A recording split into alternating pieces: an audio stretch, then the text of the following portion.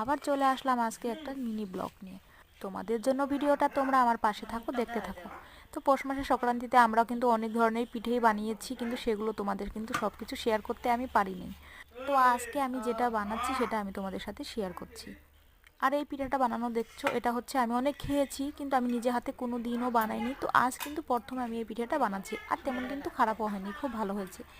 আর আমি একটা খেয়ে টেস্ট করে দেখেছি, এত টেস্ট, মানে এর মধ্যে একটা আলাদা টেস্ট আছে, খেতে খুব ভালো লাগে, ঠিক আছে। আর আমাদের আসামে কিন্তু এই পিঠাটা অনেকেই বানায়, আমি কিন্তু কোনো দিনও বানাইনি, এই প্রথমবার বানাচ্ছি। তো কেমন হয়েছে পিঠাগুলো দেখে দেখে একটু কমেন্ট করে বলো।